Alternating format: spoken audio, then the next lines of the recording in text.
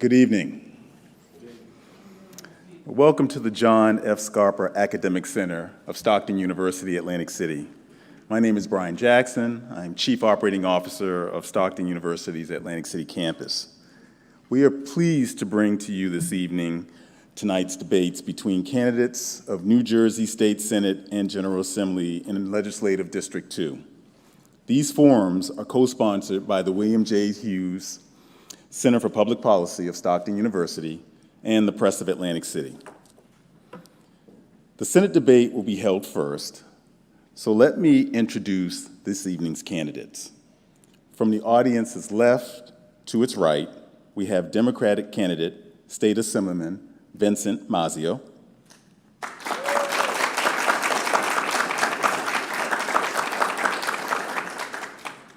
And the designated State Senator Vincent Palestina, the Republican candidate.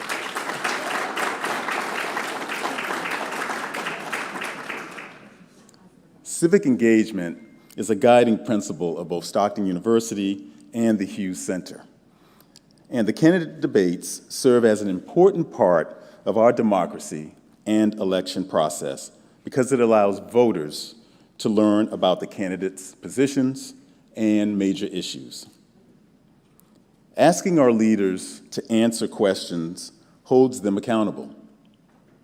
Debates help voters make up their minds.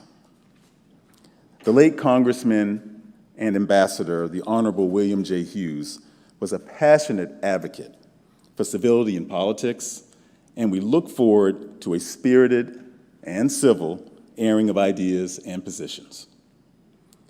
Now I'd like to turn the podium over to Dr. John Frugion, Executive Director of the Hughes Center, who will moderate tonight's debates. Thank you.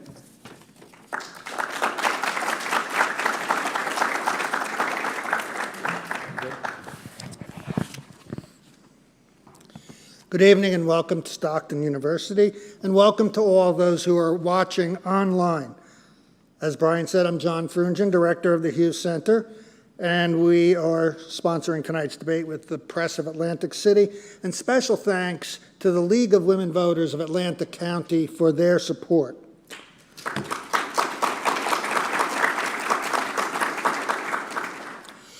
In the name of civility, let's allow the candidates tonight to make their case without interruption. So please refrain from any comments, applause, or other noises until the end of the debate, and please silence your cell phones. This forum is being streamed live on the Hughes Center's and Press of Atlantic City's websites.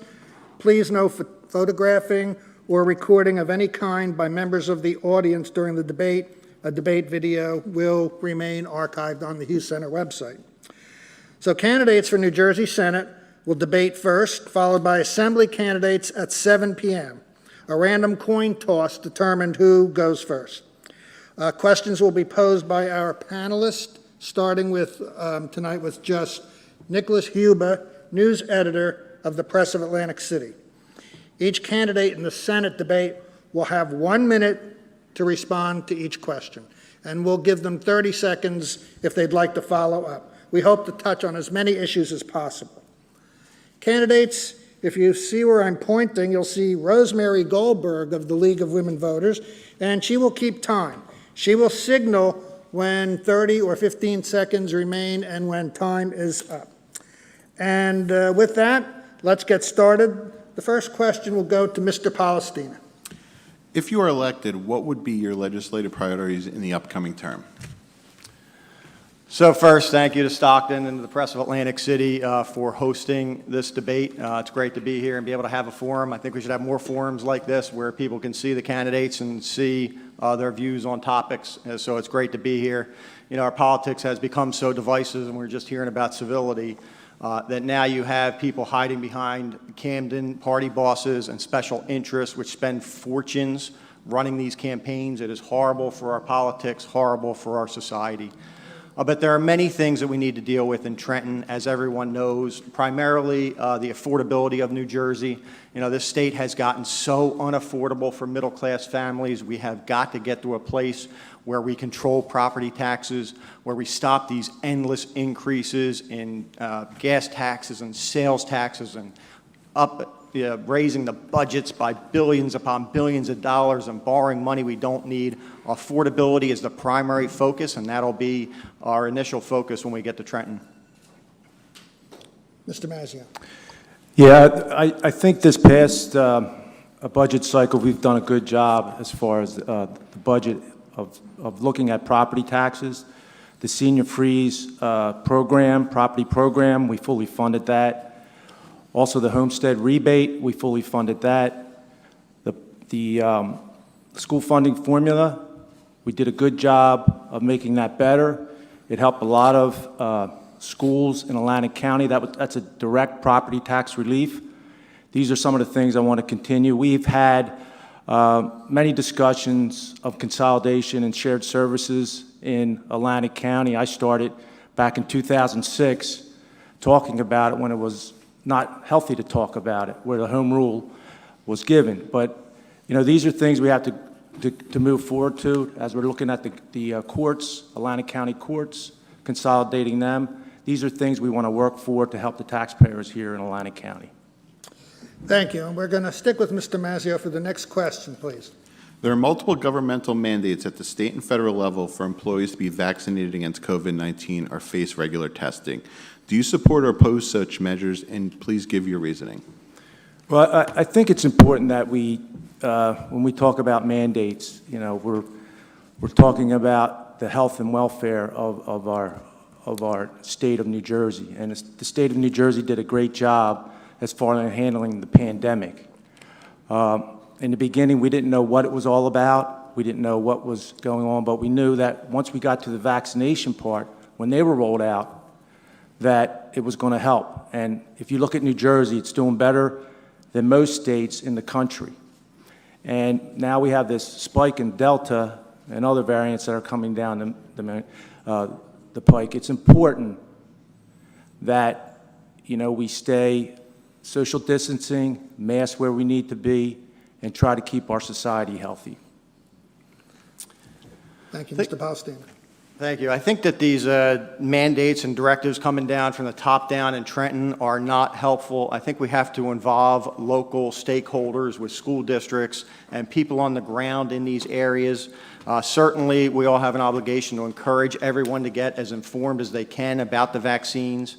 We would encourage everybody to do that, but these mandates that come from Trenton, you know, are divisive. They divide our communities, and I don't think that they are something that we should do from the top-down approach that we have done. Let's involve local stakeholders. In terms of masks, I think the masks certainly, like we did tonight, like we're sitting here now, come in, you wear the mask on your way in. I think school kids, you know, can wear the mask in the common areas, can wear them when they're together, but I don't think it's necessary to mask children all day long while they're sitting at their desks. I think that we can do these things safely, responsibly, keep everybody safe, but I don't think there's a need to make kids sit in masks all day long. I think there's a better way to go about this.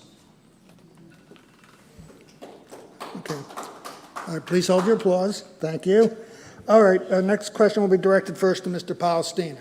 Every year, the Stockton poll asks New Jersey voters to identify their most important issues. And every year, property taxes is or at the top, near the top of the list. Is there anything that can be done to lower property taxes, or should New Jersey homeowners just accept that they will always be high? No, there absolutely is stuff that can be done. First, we can start by stop being so irresponsible with our budget. You know, the budget's gone up 15% this year. They borrowed $4 billion they didn't need. It's kind of like the shiny object syndrome, where they always have you thinking, let's just tax the rich and tax corporations, and that is going to take care of everything. Meantime, they're raising property taxes, they're raising sales taxes, they're raising gas taxes, they're spending more money, they're borrowing more money. You know, now in the federal government, now we're going to spend $3.5 trillion, and somehow magically it's going to cost zero. Somebody please explain to me how that is possible. These things all have an impact on middle-class working families. They want you to think that it's just about taxing the rich. Well, guess what? You're all feeling it when you go to the grocery store, when you go to the gas pump, when you're buying clothes. It's impacting transportation. It is impacting everything in your entire life. So absolutely, we can be more responsible with how we spend the money, and absolutely, we can get property taxes under control. Mr. Mazzio. Property. Yeah, the state's responsibility isn't to raise property taxes. That comes from the municipal level. That's where all the money, the revenue comes through. I just wanted to make that clear. Also, this budget, if you wanted to look at it, we fully funded the pension, and on the Republican side, well, the budget went up 15% spending, but a large majority of that was for the pension payment. It was $6.9 billion. We paid over $500 million, and we also had all these property tax reform programs, the senior freeze, the homestead rebate. We funded school funding formula. We gave a $500 tax credit. These are things that keep people in New Jersey by stabilizing the property taxes. Mr. Palestina, would you like to respond? And I'd like to throw a follow-up out. How do you think the 2% property tax cap has worked? I think the property tax cap has worked well for local municipalities. I think there should have been a state cap too. If you think about the state budget going up 30% over the last 4 years, clearly, the state likes to mandate things on local governments but doesn't want to follow by the same rules. It has been completely irresponsible what has been done. The borrowing that wasn't needed is irresponsible. It's going to impact all of our kids and our grandkids.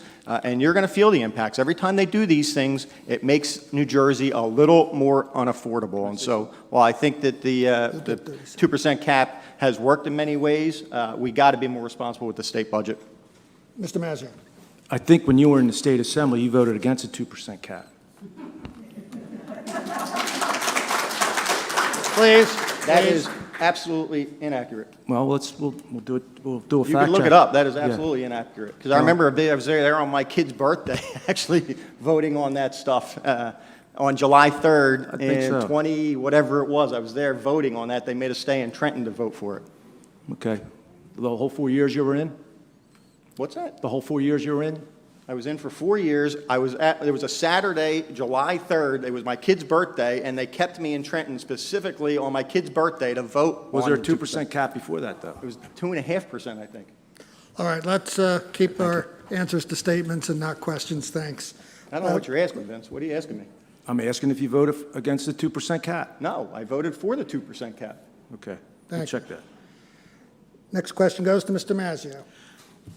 Mr. Mazzio, were you consulted on the bill changing the Atlantic City casino payment in lieu of taxes since you sponsored the original pilot bill? And do you believe excluding sports gaming and online gaming revenues is a good idea? I think that the pilot bill that we have now, it's kind of funny or ironic that the pilot bill was almost laughable when we brought it up again, but it's been kind of the savior for Atlantic City. What it did was it stopped tax appeals from the casinos. It gave a revenue source to Atlantic City. I'm just going to have to say this bill, the second pilot bill, I said this to a lot of people. We have 5 more years to this pilot bill. The original pilot bill is over. So what are we going to do after that? We have to either go back to the way we are taxed. If we do that, we have to have someone who does tax appeals for Atlantic City that understands casinos and how to tax them. But this idea, the casinos, they're a big employer of Atlantic City and of this area. We have to work together on how we're going to do it. We were in a crisis. Mr. Palestina, 1 minute. So the issue with the pilot came about because of irresponsibility in Atlantic City's municipal government when they kept overvaluing the casinos. Certainly, we have an obligation with county government, with state government to address that situation and make sure it never happens again. But this scheme, where they twice now have tried to take county taxpayer money to give it to casino operators, is absolutely unbelievable. It's 2 times they tried to sneak through where they would essentially take county taxpayer money to give to the casino operators. And this latest one to eliminate online gaming revenue and sports online revenue from the calculation of gross gaming revenue is irresponsible. We have so many needs here in Atlantic City. There's no reason whatsoever why we should be giving more money to the Atlantic City casino operators at this point in time when there are so many needs here in Atlantic City, so many things to be done. Let's not take more money from our county taxpayers. Mr. Mazier, you want 30 Well, seconds? I just want to be clear on the original pilot bill. The amount that the county was going to get paid, it was supposed to be negotiated. It wasn't in the bill. And the county executive, on good faith, negotiated with the city of Atlantic City. There was some agreement between the mayor then, Mayor Guardian, and supposedly the agreement fell through. But then there was another agreement with the state under the Murphy administration that settled it for 13.5%. But I always said that it should be put out the amount that the county that the city has to pay the county, and that was not in the bill. It was negotiated. Thank you. Mr. Palestina, another 30 seconds. I mean, they should have never left it to this. You know, they left this so open-ended. It was subject to interpretation. It should have been set. County taxpayers should have been protected, just like they shouldn't have done this latest scheme, which was just in May or June, where they tried to do the same thing again and take county taxpayer money and give it to the casino operators. There's a pattern here. It's irresponsible. It's reckless at a time when we have so many needs in Atlantic City. Shouldn't happen. And for a state legislator to just say, oh, yeah, we left that open-ended, we're just going to let them deal with it. You're going to let Atlantic City municipal government deal with something like that kind of funding for county taxpayers? No way, not when I'm in the state senate. Okay, Nick, this next question will start with Mr. Palestina. Atlantic County has a higher unemployment rate than other New Jersey counties, especially in the winter months. A Press of Atlantic City reader asked how the legislature could diversify jobs and improve the standard of living for the people in the 2nd District. So there are a lot of things that need to be done. Obviously, diversification of the economy is something that has been necessary for a long time. The regulatory authorities in this state impact this tremendously. We have got to give people some certainty with the length of time it takes to get approvals in this state so that they're not just waiting. People are concerned about putting capital at risk because they don't know how long it's going to take them to actually get a shovel in the ground. And so we need to do that. We need to continue to invest in our efforts for the Aviation Research Park. We need to make New Jersey more affordable, because when you are looking at opportunities, if you're getting into a trade or you're getting educated and you are looking at where do I have the best opportunity in New Jersey, in South Jersey, or in other states, many people are now deciding that they have better opportunities in other states. Until we get this state to a place where people feel like and know it is affordable, you're going to continue to see this impact on unemployment. We have got to make it so people have a sense that they're going to be able to provide for their families and live here. Mr. Mazzio, how to diversify the economy? Yeah, the diversifying economy, it's been going on for some time now. As you're sitting here in Stockton, they're expanding their footprint even more with a dormitory. If you go in the middle, Atlantic Care is expanding their property. It's going to be a college there as far as teaching medicine and also to help the health and welfare of the residents of Atlantic City. If you go to Gardner's Basin, now there's going to be some groundbreaking ideas with Atlantic Shore Winds, and also Orsted will provide 70 to 80 jobs. But having said that, if you have these new industries, you know what you need? You need a workforce to fit the jobs. That's why we've been getting funding for resources for ACIT, also Atlantic Cape College and Stockton, to make sure that you just can't put these industries here without having the education behind it. So it's very important that we put that element in it, and that's what we're doing right now. Thank you. This next question will start with Mr. Palestina. I started the last one, but that's fine. Yeah. I'll go Oh, first. I'm sorry. I'm sorry, Mr. Mazzio. Thank you. A recent Rutgers University reports that New Jersey has a greater sea level rise resulting from climate change than most other areas in the world, and that in South Jersey is especially vulnerable. Several readers ask, is enough being done by the state to address climate change? If not, what would you support? I think it is. I think it is now. I think we've invested in solar. We're doing wind turbines off the coast of Atlantic City and up the East Coast. We're going to have 1,100 watt. That's going to be jobs, like I said before, right here in Atlantic City. And folks, I don't know about you, but I'm 57. I don't remember seeing 9, 10 tornadoes hitting here. So climate change is real. So we have to face what's going on, and flooding as well. I've been working with actually Stockton. They're looking at putting a resiliency and marine science college over at Gardner's Basin, and there's other people involved doing these resiliency things. So what resiliency is trying to, do studies and see exactly what all this flooding is going to do, because there's a lot of flooding going on right here in Atlantic City and other shore areas that we have to address. So resiliency will make us better withstand these storms, because the tourism dollars mean so much to us down here. Mr. Palestina. So climate change is occurring. We know from the data it's happening, but sea level rise is more pressing right now. And sea level rise is somewhat a function of the fact that all of this stuff that has gone into our waterways, from the storm drains with sand and leaves and other debris gets into these waterways. We need a plan to do dredging of these waterways to restore their original size, shape, depth, because just like when you have a pot and you have water in it, when you start pouring a bunch of sand in it, water rises. And so everybody wants to point to climate change as the sole source of the sea level rise. It's not all that. It is a function of all of this stuff getting in these waterways. And so we need a real plan to provide the dredging of these areas that is necessary. And climate change, we need to address it, but we need to both look at the impacts and we need to look at the economics. You are going to see an energy master plan after we've increased the cost of everything else. You're going to see your energy costs skyrocket with this stuff too. We need to look at both sides of this equation. Mr. Mazzio, you'd like another 30 seconds? Well, we talk about diversifying the economy, and diversifying our energy is another thing that we should be doing. You diversify your finances. You don't put all your money in one spot, because something might happen. We don't know what energy costs are going to be 20, 30 years down the road. That's why it's important to have different mechanisms of energy use, like wind turbines, solar. This is very important for the future. Mr. Palestina. We don't know what the costs are going to be right now. That's what I'm saying. We need the economics of this right now. They don't know how much it's going to cost to bring that power onshore. I think as an engineer, I have a unique perspective on these issues. I deal with it all the time as an engineer and a planner. We have dealt with elevations of properties. We have dealt with the impacts of sea level rise. I am uniquely qualified to be in the state Senate to try to deal with these issues. I'd like to take the prerogative to just do one more quick follow-up, because this is an issue that many people wrote to us about, and in polls show people care deeply about.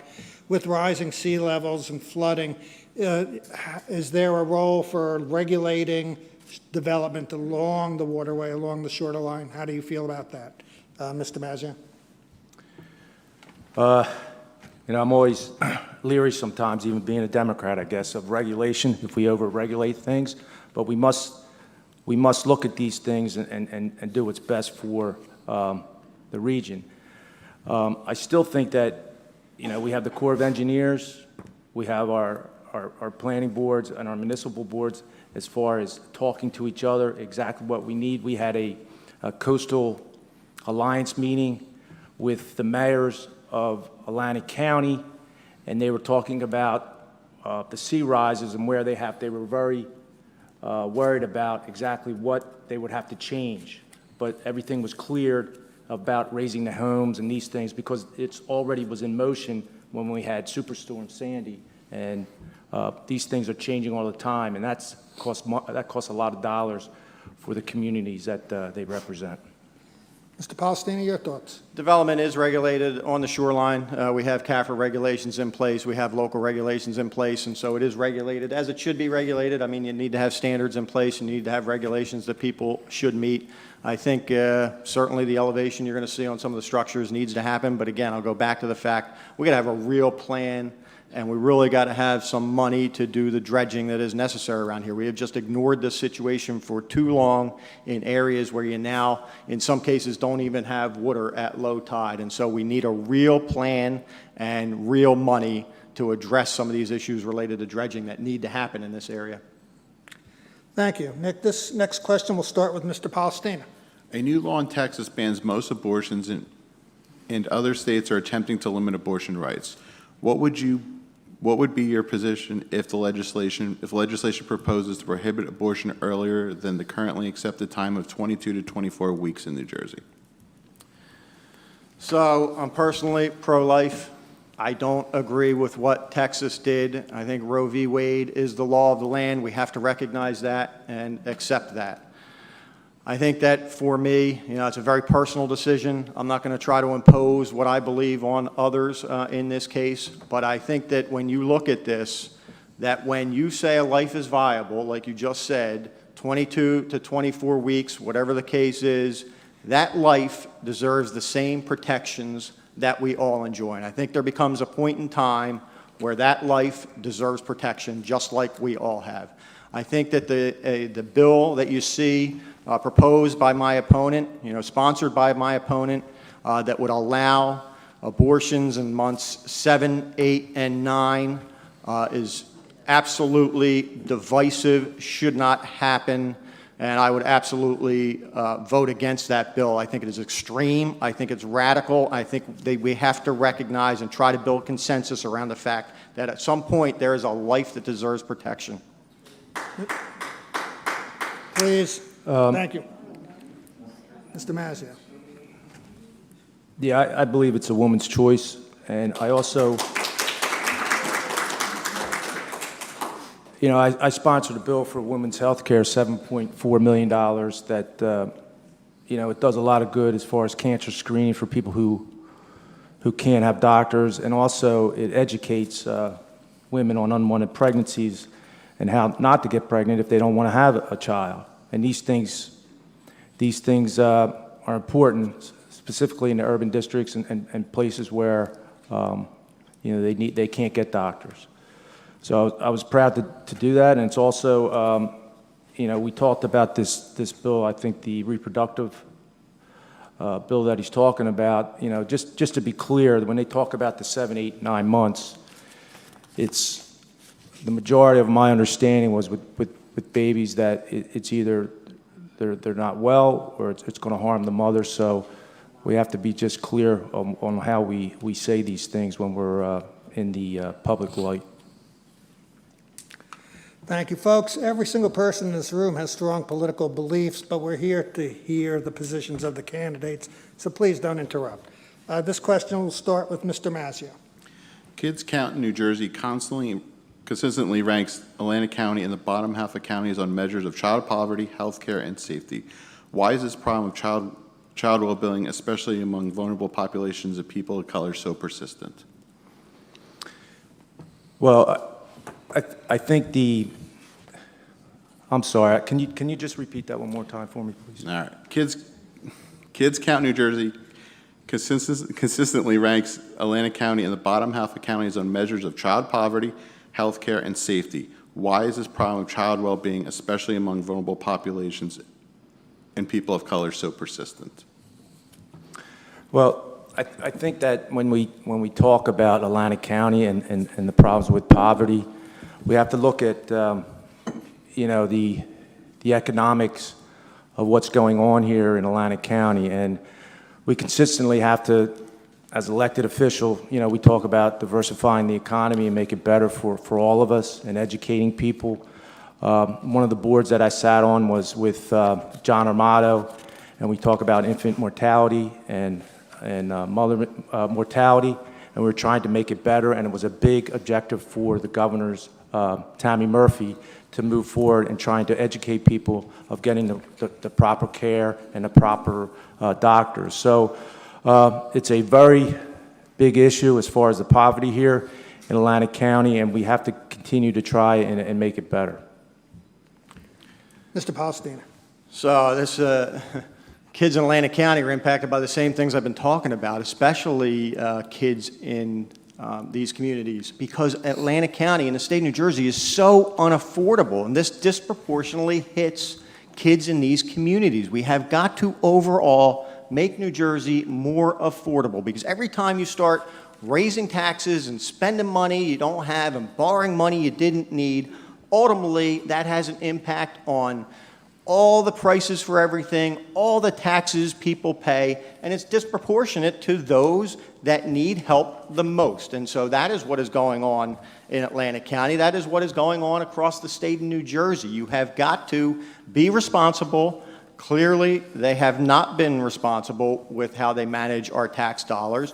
You need to be responsible. You need to have your priorities straight. You need to spend money appropriately. You just cannot raise prices on everything because that impacts disadvantaged communities the most. Do you want 30 seconds? No, just, we decrease sales tax. Oh boy, decreased sales tax, raised every single thing you possibly could. Corporate taxes, gas taxes, I didn't income vote for taxes. corporate taxes. I didn't vote for gas tax. The Democrats, your party, Vince, be a voice and stand up Well, I and have say, been a voice. I this think stuff- I am a this voice if I stuff voted hurts. against it. Isn't that a voice? Well, we don't hear you, Vince. I mean, I don't think that anybody hears you speak up on these topics unless you're in a debate like this. Every tax goes up, costs go up, inflation is going up. Listen, Every single person is paying more when they You've been go to out the for grocery 10 store years. now. Have you been speaking up? Absolutely. Have you? I haven't heard you speak up in the last 10 years. I guess you're not listening. Thank you. We'll stay with Mr. Palestina first on this next question. If funding from a federal infrastructure bill becomes available, what projects would be a priority for you in Atlantic City or Atlantic County? So I think hopefully, they get their act together down there. They have the votes for the bipartisan infrastructure bill. I think that is something that should happen. There are a number of priorities here in Atlantic County that we could spend the money on. Gardner's Basin, I think, is a jewel of the East Coast. We have to redevelop that. I think the dredging that I spoke about is a very important project. I think that the airport is critical to our future, and so we should see investments into the airport and some of those projects. I think as an engineer, I see a lot of these projects. I know a lot of these projects, transportation stuff, water and sewer stuff that needs to happen. There are so many needs here in Atlantic County to address infrastructure needs that have been neglected for far too long. And so there are a number of things that I will push for in the state Senate. Try to get the money that we should always get down here in order to get money invested into some of these projects that must happen for our region to thrive and succeed. Yeah, I believe too, the infrastructure, the roads, the bridges, I'd like to see some money. I've talked to actually President Sweeney about this as far as the boardwalks. Boardwalks are a lot of cost to municipalities up and down the seashore. To fix Atlantic City Boardwalk correctly, it's probably somewhere between $60 and $70 million. We have to talk about, we were talking earlier about flooding. So there's things under these towns that a lot of people don't see, but they mean a lot to how everything runs well, including pump stations, the sewer. These things all have to be looked at. And, my hometown of Northfield, I think the sewer system was built in the 70s. That's where we have to put the money and make sure that, it's used in the right way. Okay, Mr. Mazzio will begin on this question. Should the casinos continue to be exempt from the state's indoor smoking ban while every other business operates under it? And are there any protections for casino workers that you think are needed or would support? Yeah, I think we should have a conversation with making sure that, casinos go no smoking. One of the issues is that conversation would have to be, you talk to the leadership in the casinos and different things that would hurt their bottom line. It has shown sometimes that it could hurt their bottom line. But the big issue is with Atlantic City, and what hurt Atlantic City is Philadelphia, Pennsylvania, they're still smoking. If they stay smoking, it's going to hurt Atlantic City. So is there a way to have a conversation actually with other stakeholders here, other states, and say, listen, it's time we ban and made no smoking in all casinos? Mr. Palestina. Vince, you got to stop selling out the casino operators here. They had the smoking ban was in effect until July 4th weekend. Casinos did perfectly fine. There's no reason why now we don't have an indoor smoking ban in casinos like we do in every other business in this state. Back in 2006 when the exemption was in place, We were losing the monopoly in gaming. We had competition, and we had a decline in the national economy. And so I even talked to Governor Cody about this topic because he signed it into law. He was the acting governor at the time. And even he agrees now that this exemption should go away. It's time for it to happen. All these workers, all these patrons deserve a healthy work environment, clean air. This exemption must end so that everybody can enjoy a safe working environment. Thank you. This question we'll start with Mr. Palestine. Ambassador William J. Hughes was an advocate for civility in politics. Sometimes in a heated campaign, though, the negative advertising might cross the line. What do you think of the tenor? What do you think of the tenor or the tone of this election campaign? I need more than a minute for this one. The tenor of this campaign, I mean, you guys all see the campaign. Our campaign has stayed above the fray. Our campaign has been about what we want to do. Don Guardian and Claire Swift are going to be great representatives in the Assembly. The tenor of their campaign has been atrocious. You know, all they do is attack us, malign us. They hide behind these party bosses. They hide behind these special interests. And all they do is send out this negative stuff to try to attack their opponents. It is terrible. It's terrible for civility. It's terrible for society. I think we need to have a conversation about how this stuff happens. I think when you look at, you know, somebody like Claire Swift, first time getting involved, you know, wants to do the right thing for her community, wife, mother, and to get viciously attacked, you know, trying to be blamed for the death of children in Camden when she was working in Atlantic City, it is horrible. And again, your silence, it makes you complicit in this whole thing, Vince. There's nothing you can say that doesn't make you complicit in the nonsense that is going on. Mr. Mazzio.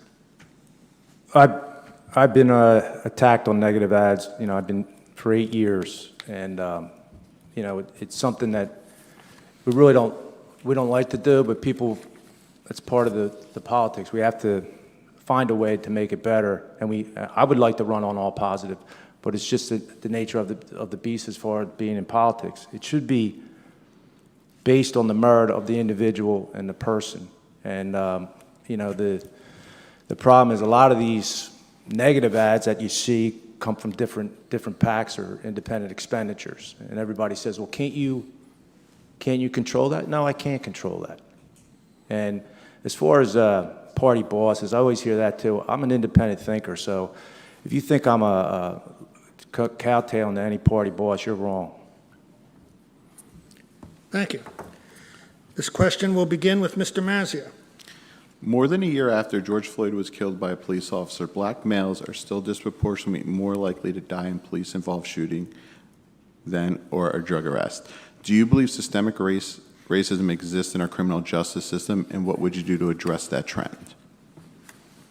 Well, I think that, you know, I support police. I was a mayor, but I don't support unjust behavior, and I think that what happened was unacceptable. And I think that the climate has changed where I have a lot of time that I talk to different police forces as far as Atlantic City, where they go out and they talk to the community, educate what's going on, they get to know who they are. I think it's important that police departments, when they hire, it represents the town that they live in. I think Atlantic City is trying to get there. We have a diverse community here, right here in Atlantic City. The police force should be diverse and represent what the town is all about. I think it's very important.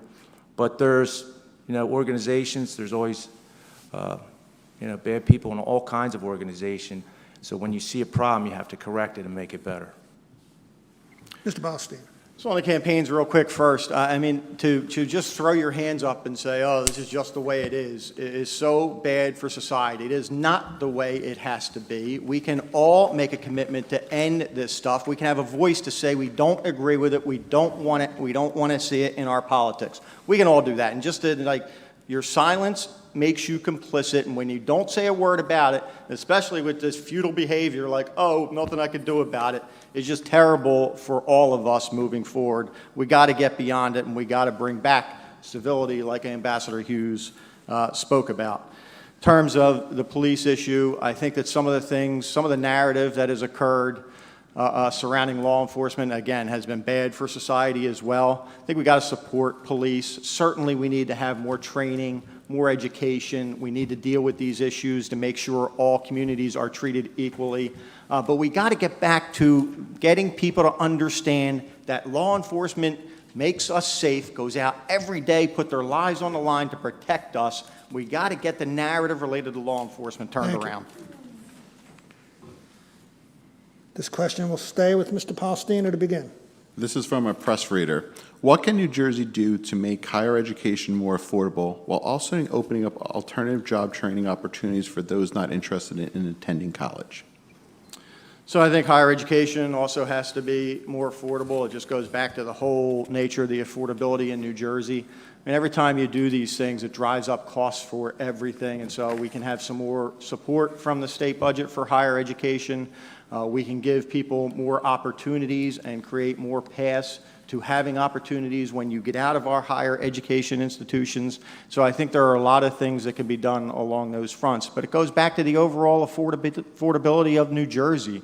You have got to give children who are attending these higher education institutions the sense that they're going to be able to get a good education at a fair price, and ultimately when they get out of school, that they're going to have opportunities here, because that's what we all want, is to be able to have an opportunity to get a job, to work really hard, to put food on the table, to provide for our families. And so this all goes together with the overall affordability of the state of New Jersey.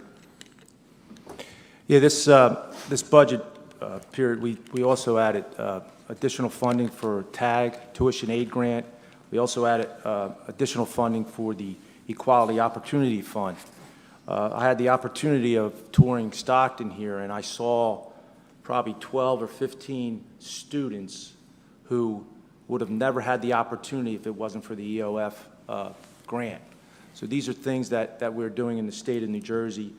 I agree, too, that we talk about work that fits the job, and that's what we're trying to do. When we diversify the economy, ACIT, Stockton, Cape College, we have to make sure our region, when we diversify the economy, the jobs are there, and people who leave colleges, they stay here in Atlantic City, and they support, the tax base would be supported, and it would be good for everybody. Thank you. This question will go to Mr. Mazzio first. New Jersey voters approved legalizing marijuana for recreational use almost a year ago. They are still waiting to be able to purchase the product legally. What is your view on why the process is taking so long, and what, if anything, can state officials do to speed it up? Well, the regulations and we have the regulations where we have a good regulation with the amount of the charge, the decriminalization piece. The commission took a long time to form. That is formed now, and so as that goes, I think you'll see this starting to move a little bit faster. Hopefully, in the next 6 months to a year, myself and Assemblyman Amato have been meeting with some people who want to be growers actually here in Atlantic County, in Egg Harbor City. This is a new industry, so it's going to take time to get it off the ground. But actually, I think it's starting to get some speed, and I think you'll see the next 6 months to maybe 9 months, you'll see some things happening for the recreational marijuana. Failure of state government. They didn't have the regulations ready, and many municipalities were struggling with how to implement this because the state didn't have regulations. But I'll tell you what happened. People voted for it, thought, yeah, this sounds good. Maybe we'll get some tax revenue off of it.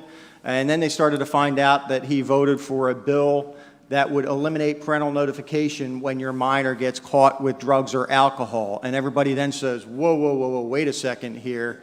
This doesn't make any sense. Anytime you're going to take away parental notification and parental involvement is not good for society.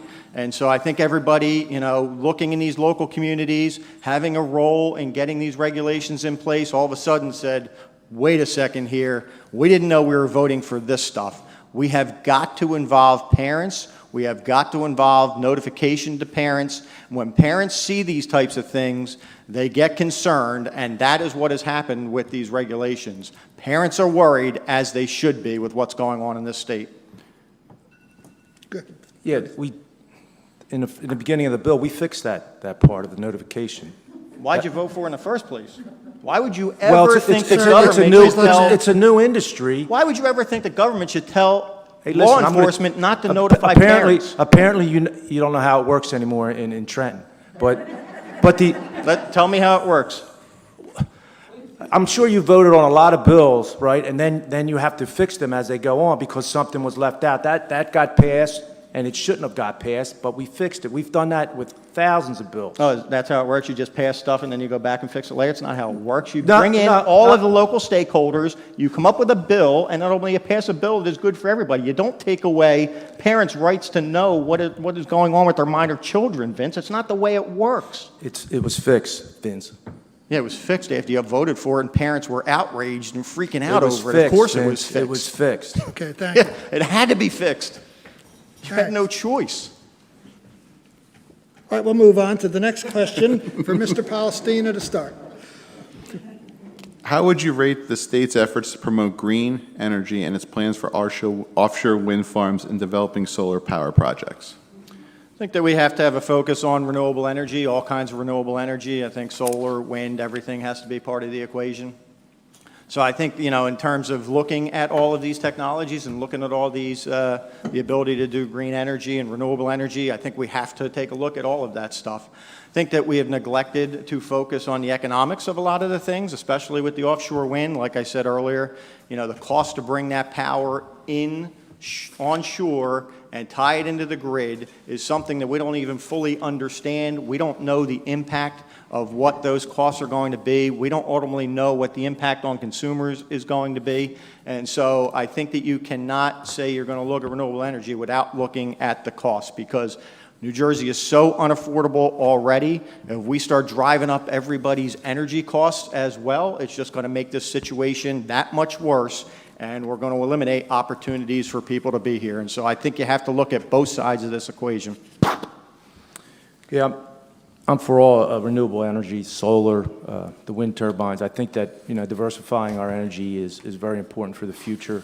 I think that the cost, we don't know, like I said before, what's going to be in the future, 30, 50 years. But I think that if we're diversified in our energy, it's good for the economy, and it's good for if something fails in the system, that we have this diversity so we can continue on.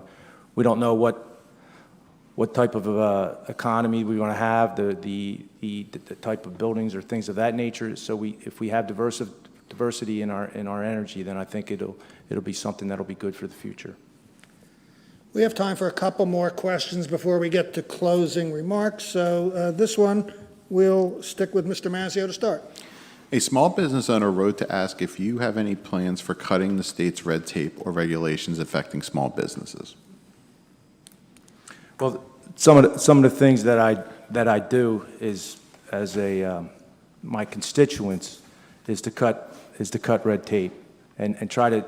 What I did was I had a few small businesses that we contacted how they were having trouble in Trenton getting through to certain departments. I was a member of the we had a business caucus, a small business caucus in the Democratic caucus, and we were talking about these different, developing the red tape commission and bringing that back, because it did do a good thing as far as the motor vehicle. But we do have to make it more friendly for small businesses. Myself, I'm a small businessman, and we have different types of licenses that I have to do, including agriculture, organic, milk licensing. The idea is that we have to have ideas to consolidate these type of licenses that businesses have to incur and the cost of it, and that's what we have to work towards. Mr. Palestina. We absolutely have to cut red tape. We got to give people certainty, like I said, with the regulatory environment, that they're going to be able to get to the finish line in a reasonable amount of time. Can't have duplicitous reviews by multiple government agencies. And so, again, as an engineer, there's a number of ways I think that we can deal with this stuff and make the process easier and have capital invested in the state of New Jersey. I think he's a small business owner, and everybody's paying 89 cents an orange in his place right now, too, with what he is doing.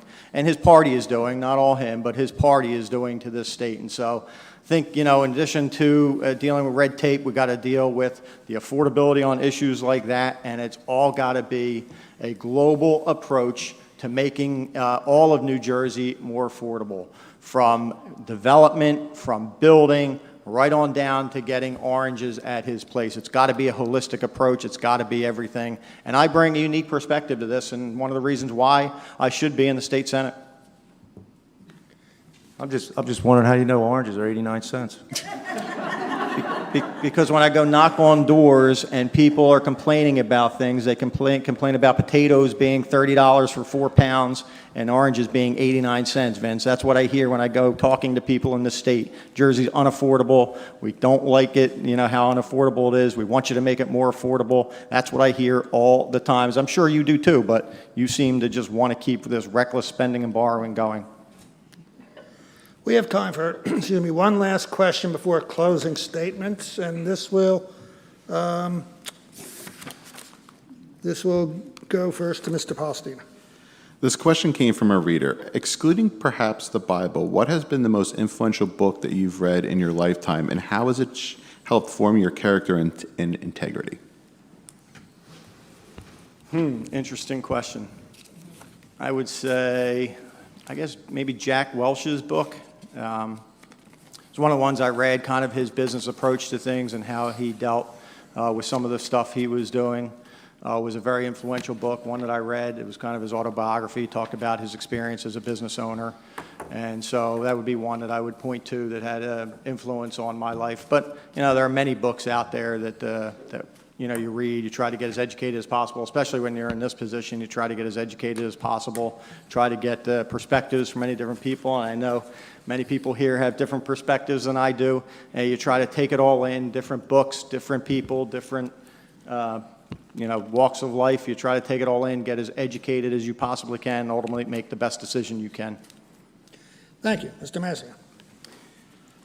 Yeah, I actually read John Adams' book, I guess maybe about 6-7 years ago. And, we had council meetings in Northfield and when I was mayor. And it was always like somebody who used to be a councilman, and they would tell you all the time what you were doing wrong.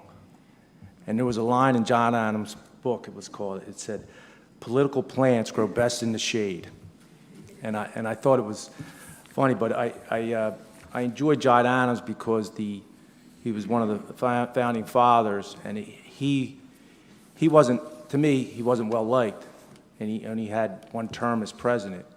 And I thought that, he was very steadfast in his way, what he thought was right for the country. And a lot of times people didn't agree with him, but he was a great orator, and he got his way a lot of times. But I enjoyed reading that book. Thank you. Before we go to closing statements, I want to thank the candidates for participating. I think they each argued forcefully for their positions, and I think we got a good sense of where they stand and where they differ. So for closing statements, this order was determined by the flip of a coin, and it's 1 minute. Mr. Palestina, you go first. So again, thanks to Stockton and the press for being here, for hosting this event. Thanks to all of you for being here. Thanks to my wife, Carolyn, who is here this evening. Of course, you don't do this without the support of your family, and I've been very blessed, even to the point where, we're at an event over the weekend, and Tony Orlando, I had an opportunity to meet him, and I went and introduced Carolyn to him, and he looked at me kind of deadpan, and he said, "Boy, did you marry up." So, just thank the family and thank the support at home that you get. I went to, I grew up here, I've lived here, I went to Rutgers, got educated, came back, took a risk starting a small business. I've employed people for the last 17 years, had a great time of it, did much good work on behalf of many communities in this area. Thank my employees for that. Thank them for all the good work we have done for everyone.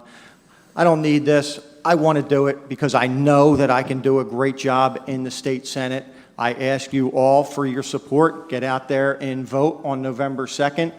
This decision is critical to the affordability going forward for the state of New Jersey. Mr. Mazzio. Yeah, thank you, Stockton, and thanks, Lying City Press. I take this race seriously. I talk about my past a lot because I think it's important, but as a councilman, as a mayor, I had perfect attendance for 10 and a half years at every council meeting. And when I was an assemblyman, I haven't missed one voting session in Trenton. Because you're elected to do a job, and I think it's important that you're there when you're supposed to be there.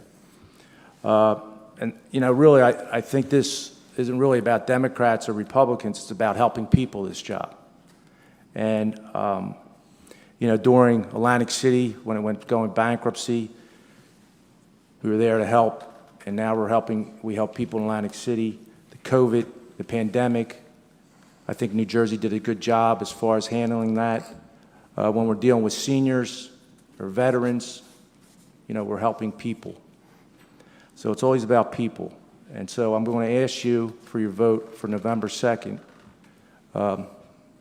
Democrats, Independents, and Republicans, because I think I did a good job, and I would love to have your support. Thank you. Audience, now you can make some noise.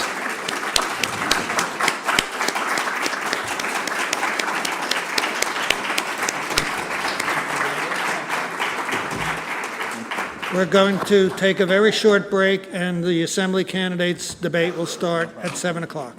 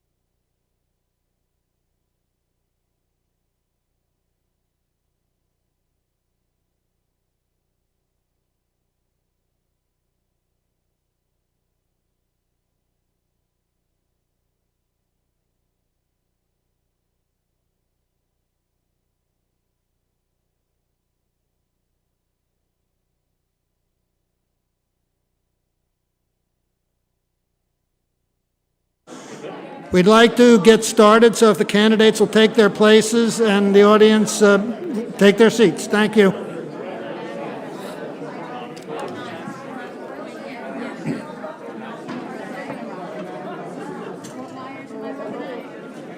Alex told me to look for wires. Oh, okay. I was wholly disappointed in the senator's answers on the George Floyd question. And I'm guessing I'm going to get the same response here, that where they will dodge the question, is there systemic racism in the criminal justice system? If you feel like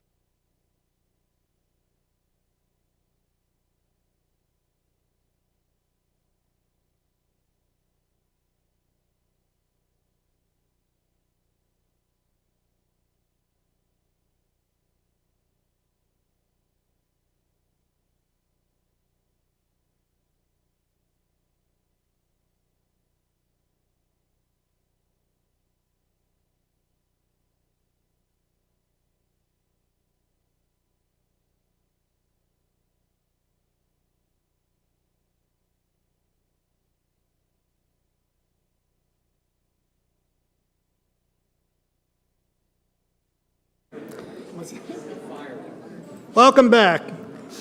Welcome to Legislative District 2 State Assembly Candidates Debate.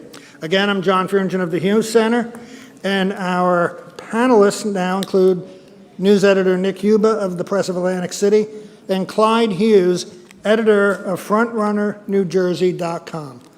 Again, we ask the audience to refrain from making comments or noise until the end of the debate and show respect for the candidates. One format change in this debate. The candidate to which a question is addressed will have 1 minute to answer. The other three candidates will each have 30 seconds to respond. With 4 candidates up here now, we're going to still try to cover a lot of issues. Our timekeeper, Rosemary Goldberg of the League of Women Voters, will signal when 15 seconds is left and when time has run out. Now let's meet the candidates. To the audience left, we have the Democrats, Assemblyman John Armato and County Commissioner Karen Fitzpatrick. And in the center stage, we have former Atlantic City Mayor Don Guardian and attorney Claire Swift. So we get right started, and the first question will go to Mr. Armato. And Clyde Hughes will pose it. if you are elected, what would be your first legislative priorities in the upcoming term? Well, first of all, thank you, Stockton. Thank you, Atlantic City Press, for having us this evening.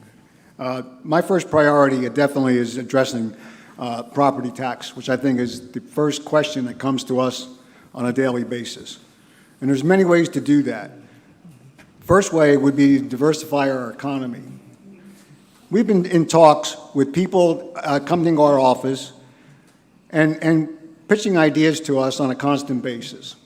One of the best ideas that I've heard lately is to repurposing the Shore Mall into a film studio, which would incorporate something where between close to 800 jobs on a permanent level and almost 1,500 jobs on an annual level.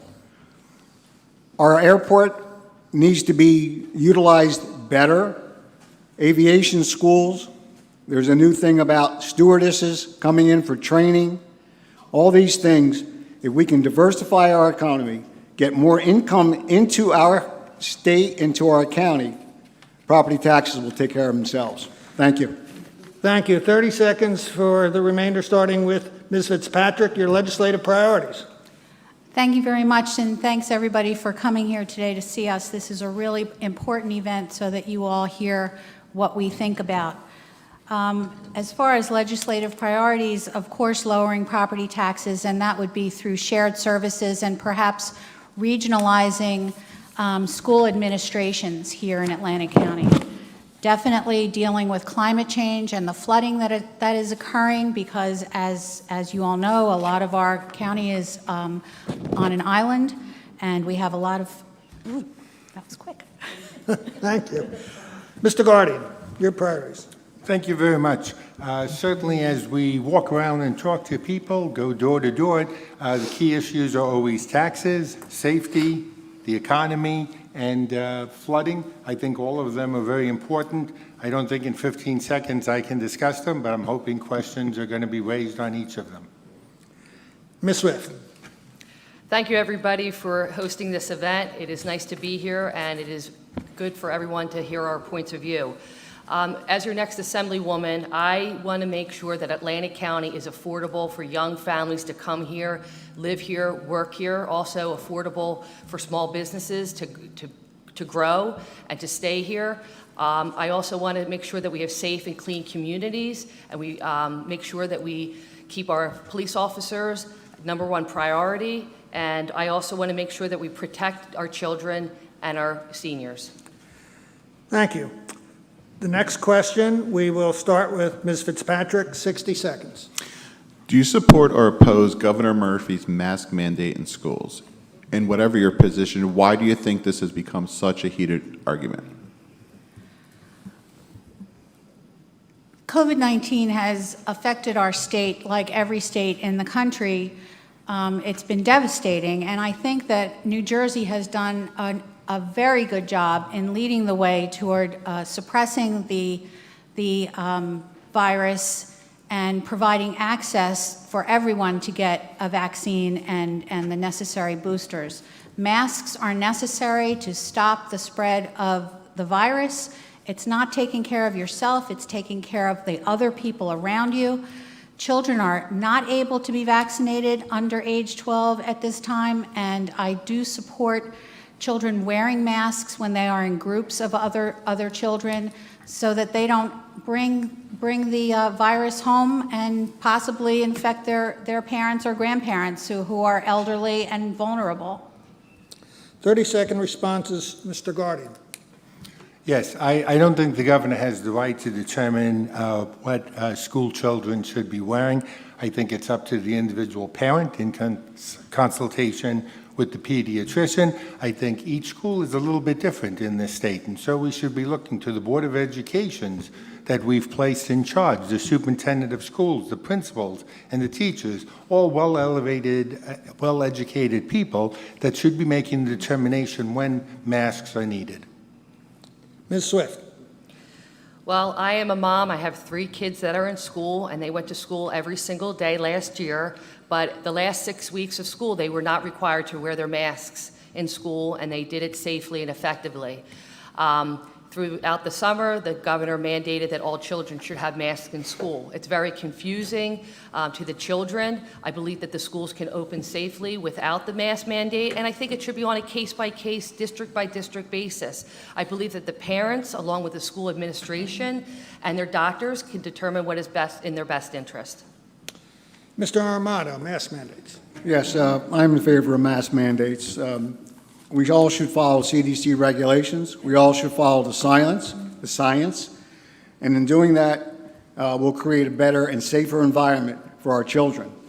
I am also worried about our children who do not mask bringing home the virus to either their parents or their grandparents. So, in the question, yes, I am definitely for mask mandates. Okay, our next question, we will start with Mr. Guardian.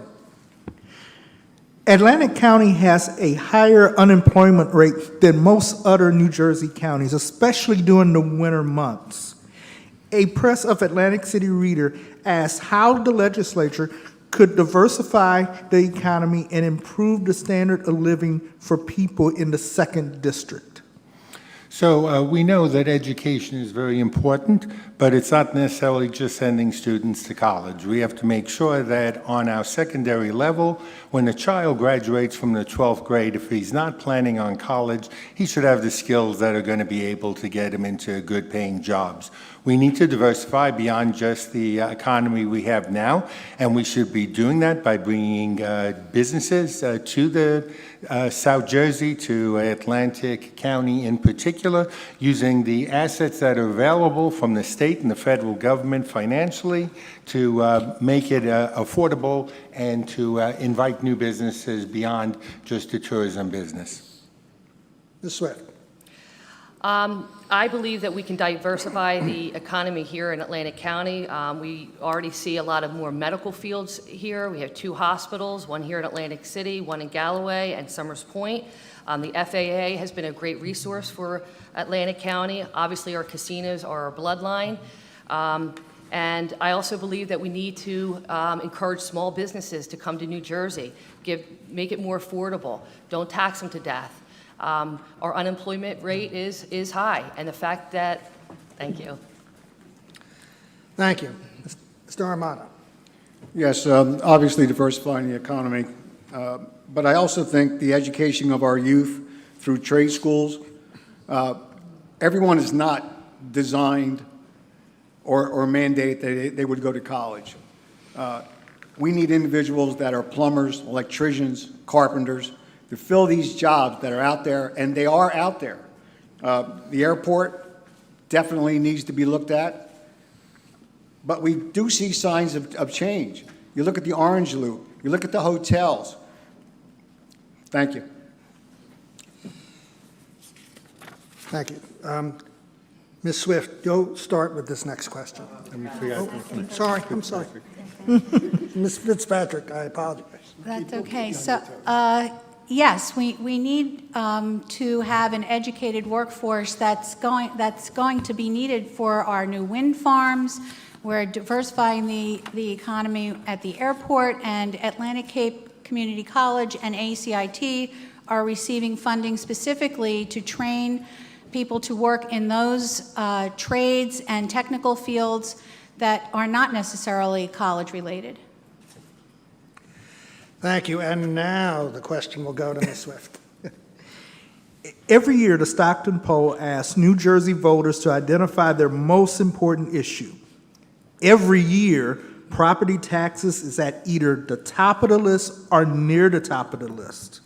Is there anything that can be done to lower property taxes, or New Jersey homeowners should just accept that they will always be high? Well, this is an issue that I deal with every day. People talk about property taxes every day. We could offset property taxes by utilizing the income tax or the state tax to offset it. Also, we need more fiscal responsibility from the state level down to make sure that when they're spending money, they're spending it appropriately. Also, if we have more people and small businesses stay in New Jersey, that would also bring in more money and more revenue for the taxpayers of Atlantic County. We have to make sure that we do everything we can to protect the property owners of New Jersey. We don't want people leaving the state of New Jersey because they can't afford property taxes. We don't want them selling their homes because it's cheaper to rent than to pay property taxes every month.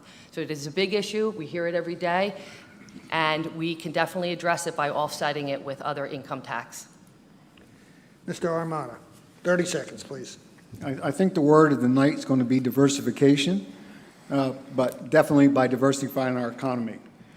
Looking for consolidation, consolidating our school districts, consolidating our courts. Everything that we need to do, I think we are on that right path to do that now.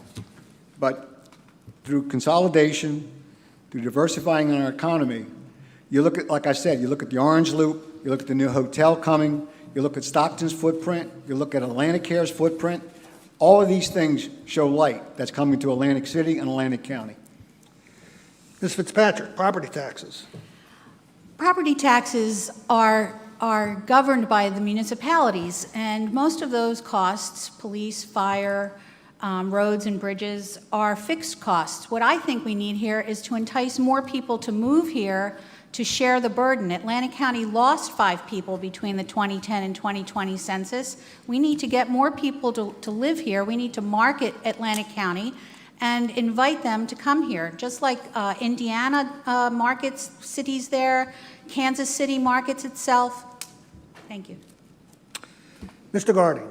So 50% of our property taxes are used for education. We need new funding statewide for education, so the money being used from property taxes can be reduced. We need to make sure that we freeze property taxes for people when they turn 65 years of age. We need to find a way for the state to cover special needs education, since it's not fair for individual property taxes to actually pay for those costs. And we need to have a consolidation where practical of smaller schools, provided they can provide the same or better services at a lower cost.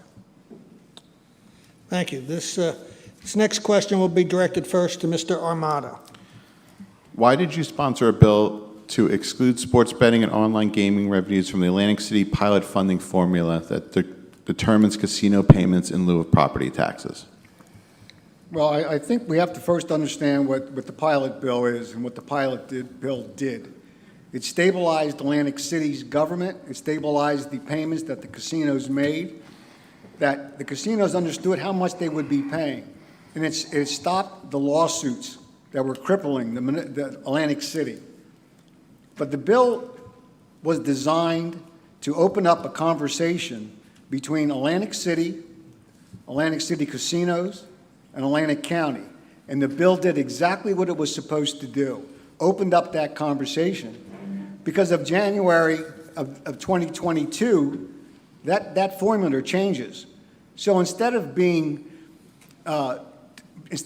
reacted, we were proactive in getting ahead of this with that conversation, and I think it did exactly that. Every bill matures, every bill evolves through committee, and no bill starts out as it ends up, and I think everyone should understand that. For our other 3 candidates, how do you feel about whether sports betting and online gaming revenue should be excluded from the pilot? And Ms. Fitzpatrick. Again, the pilot bill that was introduced stopped the free fall that was the Atlantic City economy. I can recall that employees of the city went from being paid once a week to once a month, and the pilot bill stopped that by ensuring a steady stream of income into Atlantic City. As Mr. Armato said, the bill is going to change in January, and more conversation, more committee. Thanks. Mr. Guardian. So the tax that casinos pay, now a pilot, is based on gross gaming revenue.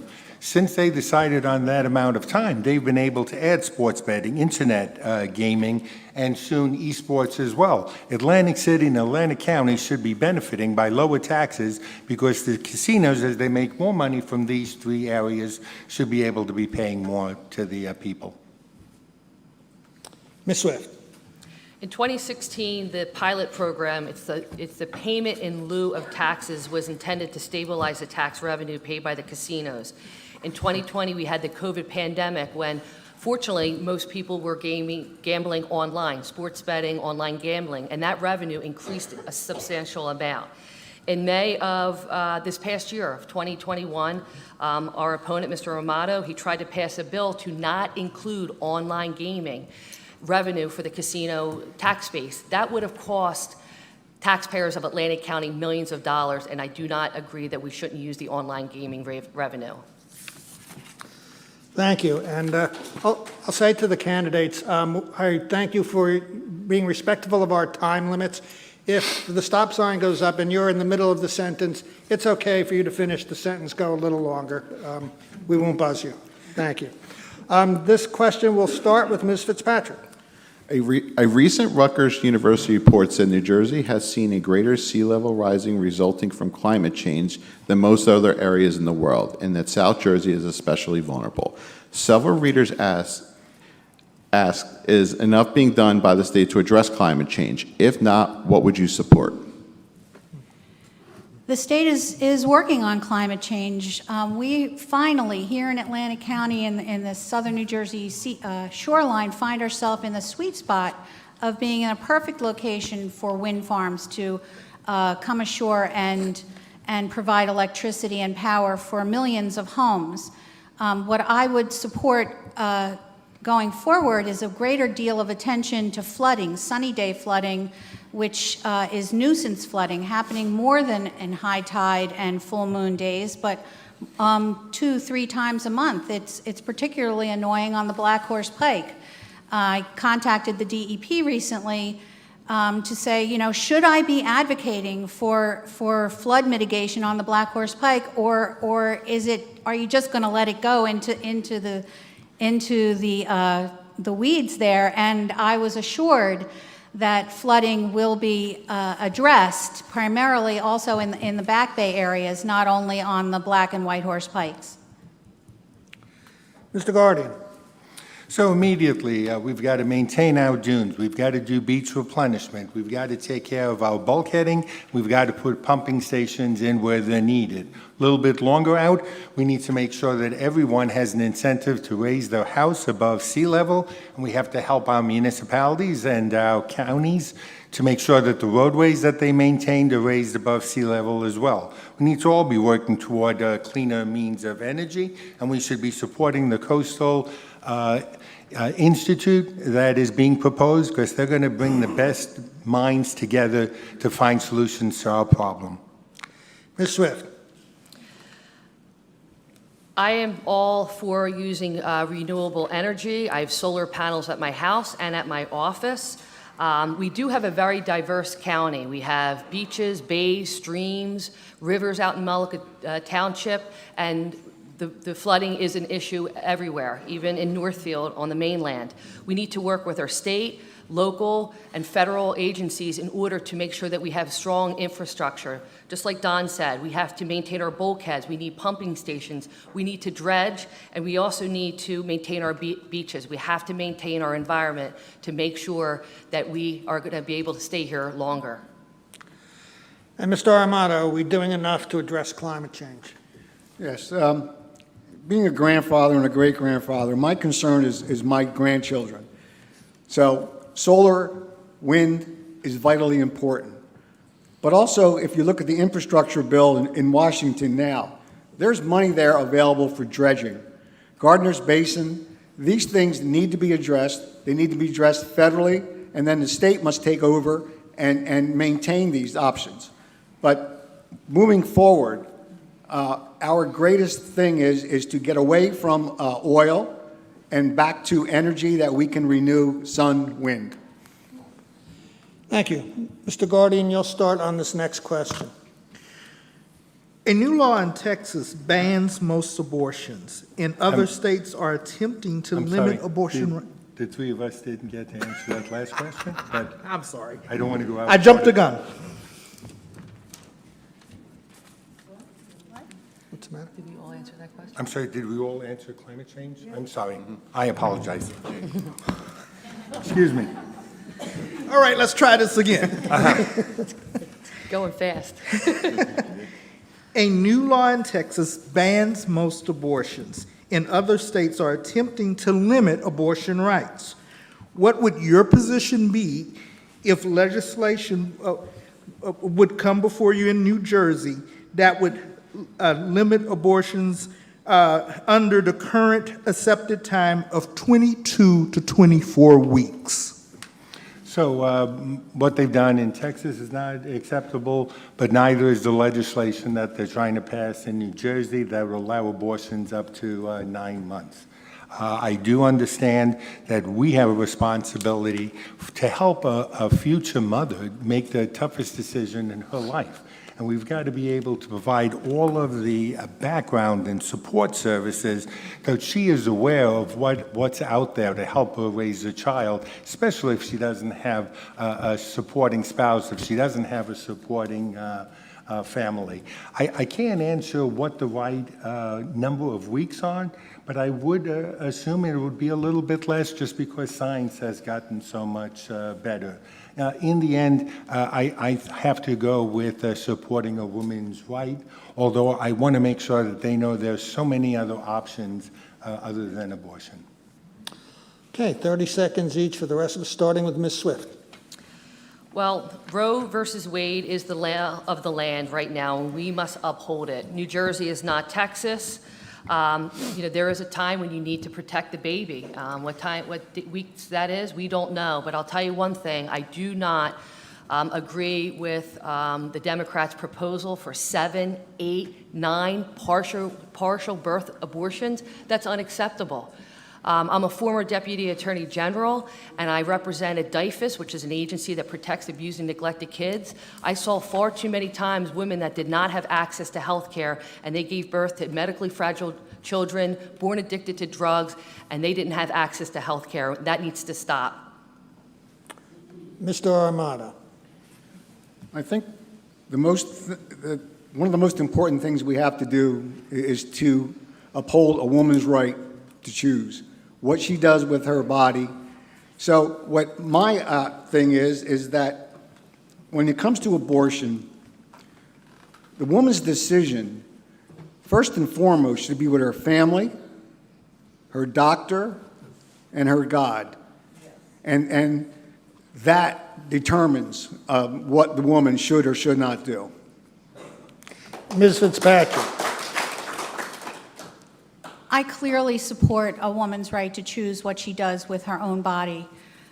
Calling 7, 8, and 9-month terminations of pregnancy abortion is difficult because at that time, if someone has gotten to 7, 8, or more months of pregnancy, it's because they didn't have proper health care or because something was unseen or undetected that was vitally wrong and deterring the life of the child, the fetus, or the mother. Thank you. Okay. The next question will start with Ms. Swift. If funding from a federal infrastructure bill becomes available, what projects would be a priority for you in Atlantic City and in Atlantic County? Well, infrastructure is a big deal here in Atlantic City and Atlantic County. As I talked about earlier, we need to make sure that we protect our shorelines. We have bulkheads, we have pumping stations, we can dredge. Also, another big issue is the Atlantic City Boardwalk. That is our bread and our butter. And the fact that the boardwalk is so dirty, unsafe, there's homeless people up there, the fact that they're not rebuilding that boardwalk is really, it's, like I said, it's our bread and butter. That's what people come up here for. Our roadways, we have a lot of potholes. Our bridges need to be rebuilt, and we need to make sure that, we have safe roadways for our bikers. I mean, people are biking around all of Atlantic County. So there's a lot that needs to be done, and we need to sit down with architects, engineers, the DEP, state and local officials to find out what is the best cost-effective way to uphold our infrastructure here in Atlantic City and throughout the county. Mr. Armato. Obviously, once again, dredging is vitally important to Atlantic City. But through the whole entire county, our highway systems, our bridges, all need to be addressed. And let's not leave out rail. Rail is vitally important to get patrons, visitors from point A to point B into Atlantic City. So all these are very important. And you take them as a whole, I look forward to that infrastructure bill passing in D.C., and I look forward to the jobs that it will create in Atlantic County. Ms. Fitzpatrick. Planes, trains, and automobiles. Like we've said, all of us have said, flooding is a disaster here in Atlantic County. The Black Horse Pike, the White Horse Pike, not only are they unattractive when they're flooding, they're dangerous. There's not a safe way out of the city or off the island without them during storms. We, again, need to expand the rail service from Atlantic City to Philadelphia. The bus routes haven't really been updated and increased to accommodate the new developments that are in Egg Harbor Township, and the airport that we are working to build into a commercial enterprise. Thank you. Mr. Guardian, infrastructure projects. So agree with everyone else. Dredging is number one. Major dredging with the Army Corps of Engineers. You're talking about $40 million or so for that project alone, but that's what's needed to save our fishing industry. Coastal Resiliency Center. We need to find the funding because we're going to bring the brightest people in the United States together to help us with solutions on how we deal with our waterways. Bridges and roadways all need repair. Finally, I think a widening of the boardwalk from Convention Hall to the end of Ventnor Avenue so that everyone living in those two towns can either go to Stockton University by traveling by a bike or can go to work at any of the casinos on the boardwalk. Okay, we're going to start with Mr. Armato on this next question. Should the casinos continue to be exempt from the state's indoor smoking ban while every other business operates under it? And are there any other protections for casino workers you would support or you think are needed? I am definitely in favor of non-smoking casinos. But in saying that, we all have to partner with our other states. We cannot lose patrons to Philadelphia or New York or Delaware because they can smoke there and not here. If we all get together on the same page, I think we can accomplish this. And as far as protecting the workers, ask any housekeeper in Atlantic City that they wear a pendant around their neck that's a direct link to the security systems of that hotel. That was the bill that I introduced. That was a bill that was passed, and that was a bill that was signed by the governor to protect our workers, to make them be able to go to work every day and understand that they have a security sitting around their neck, that all they have to do is push that button. It goes right to security, and they are right there to help them when trouble happens. Ms. Fitzpatrick. Last month, I sponsored and the Board of Commissioners unanimously passed a resolution urging the banning of smoking in casinos. Thank you. Mr. Guardian. Casinos can't make money at the expense of individuals that are working there. We know that secondhand smoke kills people. We can't allow it. Casinos can make money without having smoking casinos. You can't smoke on the boardwalk. You can't smoke on the beaches in Atlantic City. You shouldn't be able to smoke in the casinos. And if other states still have casinos that offer smoking, shame on them. But we should lead the way and put the interest of our individuals working there above the profits of the individual businesses. And Ms. Swift. I agree that there should be an indoor smoking ban. We were at a rally a couple weeks ago, and many casino workers were telling us how hard it has been. You know, you're in the casinos and people are smoking. They've lost so many friends. There was a woman there at the rally who literally was standing on a podium with an oxygen tank and her casino badge. She was there supporting the protest, but then she had to go to work that night, and there was going to be smoking in the casino. So, you know, we need to protect the workers of all of Atlantic County, especially our casino workers, and I agree with the smoking ban. I think we all do. Thank you. Ms. Fitzpatrick, this next question will start with you. Ambassador William J. Hughes was an advocate for civility in politics. Sometimes in a heated campaign, though, the negative advertising might cross the line. What do you think of the tenor and tone of this election campaign? Our campaign has been positive.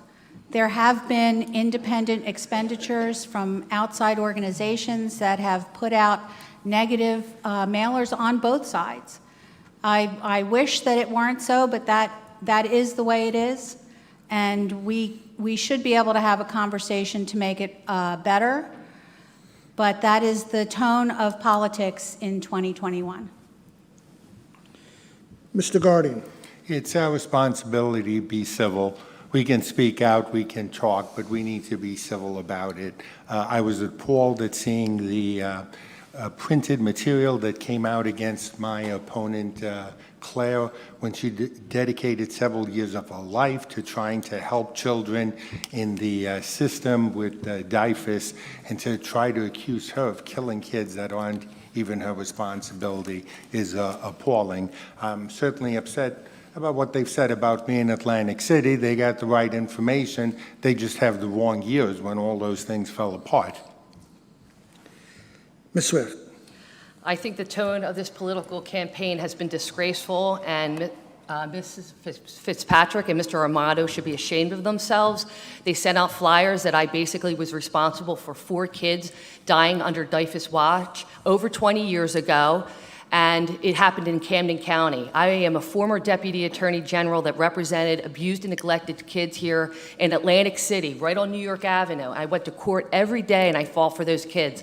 And the fact that you're going to use the death of 4 innocent boys for political gain is disgraceful, and you should be ashamed of yourself. I had to file a lawsuit, a cease and desist letter, and guess what? The flyer stopped. So I hope that you're going to maintain that, Mr. Amato and Ms. Fitzpatrick.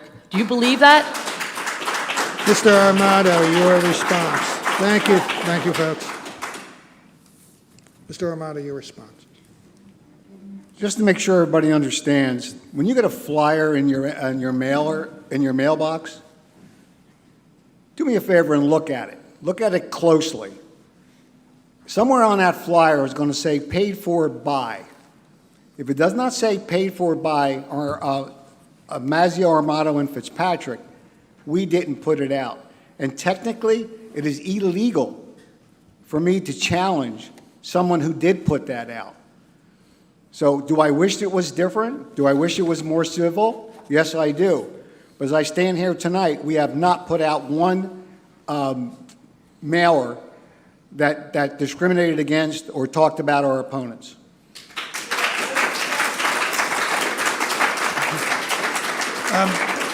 Panelists, if I could take a quick prerogative here, because this issue of civic engagement is very important to the Hughes Center. I'd like to just quickly ask the candidates, starting with Ms. Fitzpatrick, what can we do to get more people more engaged, not turn them off from the political system, especially young people? Bringing young people into the political process is a wonderful idea and program. What we need is education. Young people don't think that this affects them. They think that they're oblivious to it, and I see that when we knock on doors and talk to people who sometimes young people are unregistered, and we try and tell them that this affects you. Do you want to go to college? Do you want to own a home, pay taxes? The people who you choose to represent you will impact all of that. And I think it revolves around education, public education, to get people involved. More forums like this would be very helpful. Mr. Guardian. I agree. We need to do everything we can to have our children become involved in the process. Going to the schools with our elected officials, having debates like this, providing more education is all important. We need to make sure they realize that their future is up to them. Ms. Swift. Well, our campaign is already getting young people involved. We have high school volunteers, college volunteers, young people, young couples are getting more involved. Our campaign is doing well. We're going door to door. Everybody's engaged. Everybody wants to change. They are sick and tired about what is going on in our county, our state, and our nation. So we are already working on a campaign, and if you want to work with our campaign and get involved, we have the headquarters right on Tilton Road in Northfield. And we are the team. We're on the yes team. We're not on the no team. We try to problem solve. We don't protest. We try to get things done. So we are already working on getting young people involved, and we're very happy, and we're doing a good job with it. And Mr. Armato. I think getting our young people involved is paramount, because in reality, they are our future. But when you look at the national level, if you look at the presidential race from last year, how could it not turn you off? With different news agencies, the way they projected, the way they showed people what was so bad with our country, we need to get people involved. We need to get young people involved. We need to show them how great America is. We need to show them how democracy actually works. And I think doing that and going to schools and having debates and having an open discussion where you can give and take, where you can sit down and actually talk to them on their level, I think is imperative. And I think that's what we are going to do. And I think that's what needs to be done. Thank you. This next question from Mr. Clyde Hughes will first start with Mr. Guardian.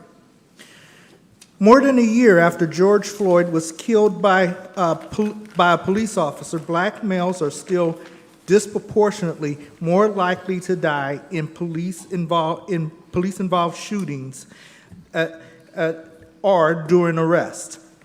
This is a two-part question.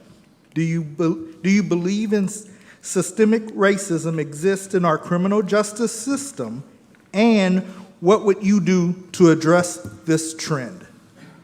So I'm appalled what happened nationwide. I do believe that there is systematic racism occurring, but I really need to just be talking about Atlantic County. In Atlantic County, as we go door to door, the issue that people have is making sure that their cities are safe. They can walk on the street, they can sit on their backyards.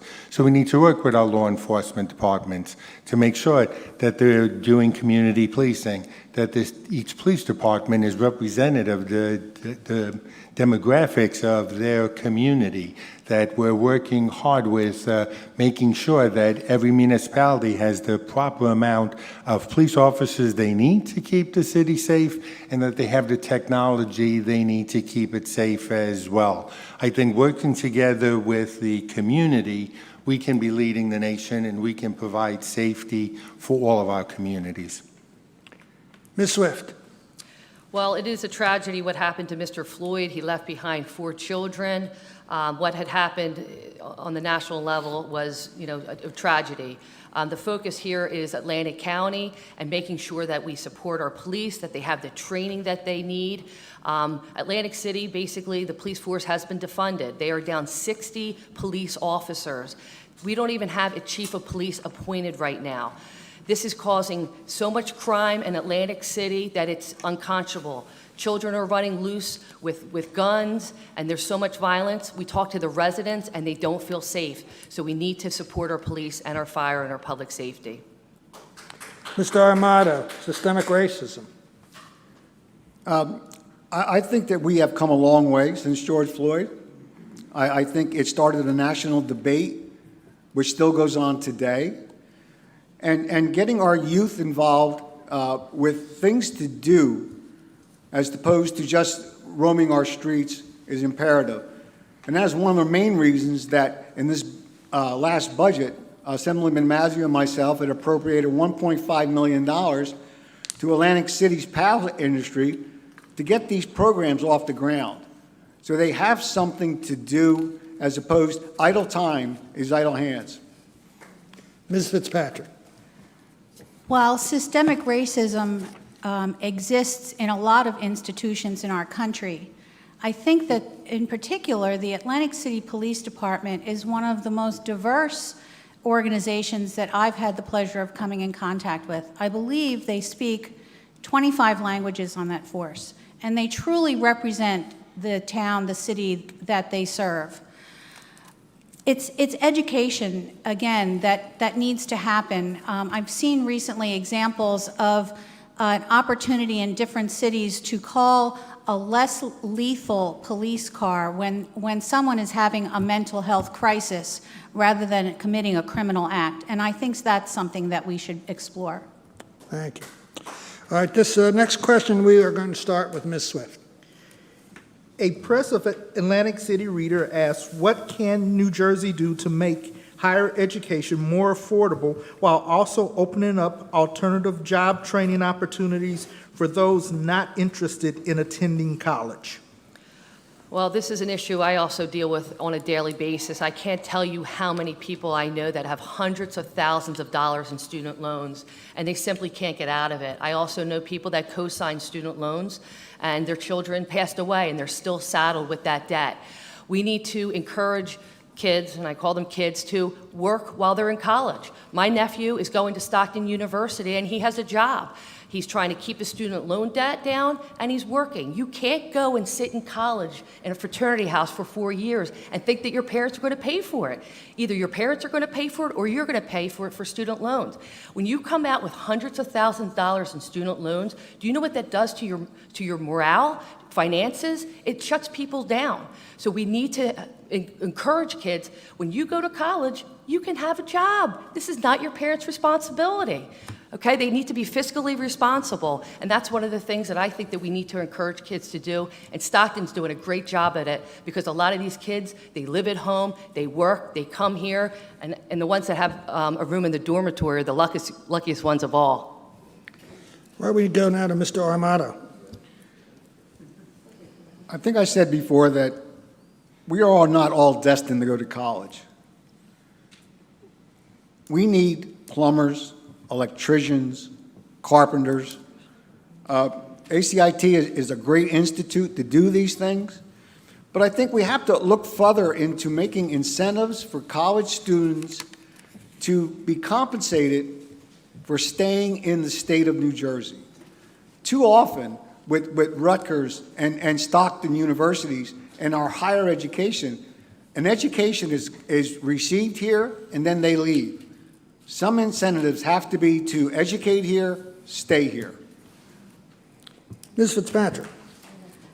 Atlantic County has received funding from the federal government, pass-through, I suppose, funding to expand ACIT in trade training, and also Atlantic Cape Community College to provide free two-year college experiences in technical training for people who aren't interested in going through a more traditional four-year program.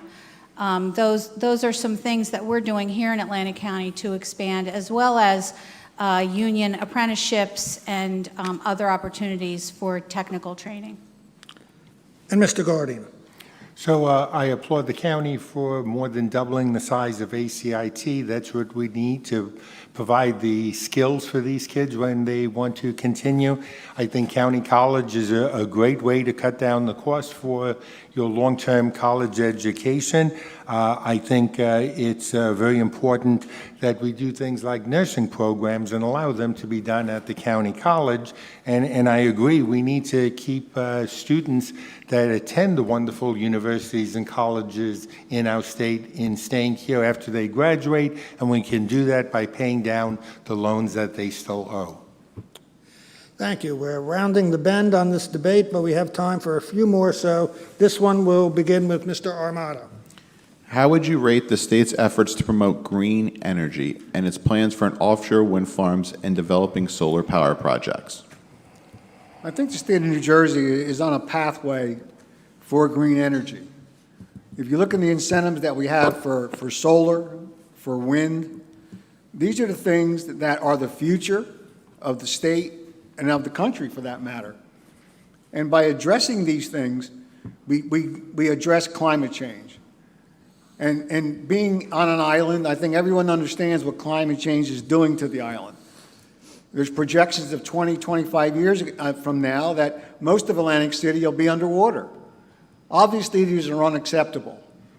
So with infrastructure, with dredging, with solar, with wind, all these things combined addresses the need for that we are trying to achieve.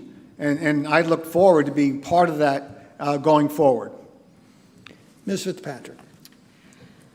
New Jersey is leading the way in dealing with climate change, and one of the ways is incentivizing people to buy electric vehicles. Additionally, the lawsuit that New Jersey had against Volkswagen, that settlement money is being used to provide electric vehicle chargers all over the state of New Jersey. You can also have a rebate to install a charger at your house.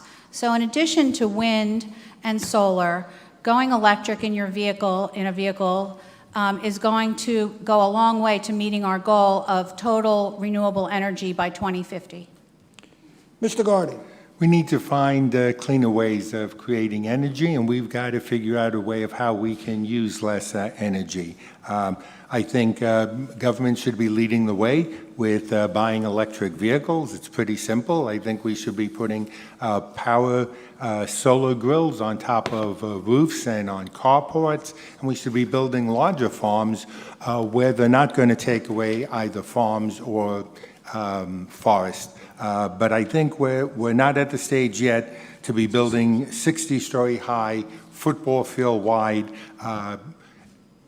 projects that haven't been tested yet. We shouldn't be the guinea pigs for this project. And Ms. Swift. Well, like I said before, I have solar panels at my house and my office, and I do agree that we should have more electric cars and give incentives to folks that have energy efficient appliances in their home. We also have to make sure that we're being fiscally responsible before we dump millions of dollars into a project that we really don't know much about. So, you know, we are in the right direction for alternative energy, but we have to make sure that we do our research and that what we're putting money into is going to give us a return. Thank you. And this question from a small business owner will start with Ms. Fitzpatrick. A small business owner wrote to ask if you have any plans for cutting state red tape or regulations affecting small businesses. It should be easy to have a small business in New Jersey. Red tape, paperwork, going from agency to agency to try and get the licensing that's necessary, mercantile licensing, health inspections, that should all be a package deal so that small businesses can open quickly and be successful, not have to worry so much about additional licensing fees. It should be a one-stop shop.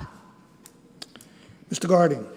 So we do need to cut red tape. On the western part of our county, the Pinelands Commission are preventing people from just doing simple additions to their home.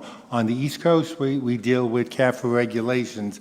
Let's put people that live in a CAFRA area and people that live in the Pinelands on those commissions so they can be part of that decision. When I was mayor, I called every week, every project that was going on in Atlantic City to make sure that we were doing our best. We were not hesitating them from being able to complete their projects. That's what we need to do to help our small businesses statewide. Ms. Swift. Well, I am a small business owner, and I know how hard it is to own a business. You have income tax, payroll tax, insurance, unlimited bills that you have to pay to stay in business. But for example, if a small landscaper wants to start a business and he wants an LLC, he's got to pay a $128 fee to this Division of Revenue.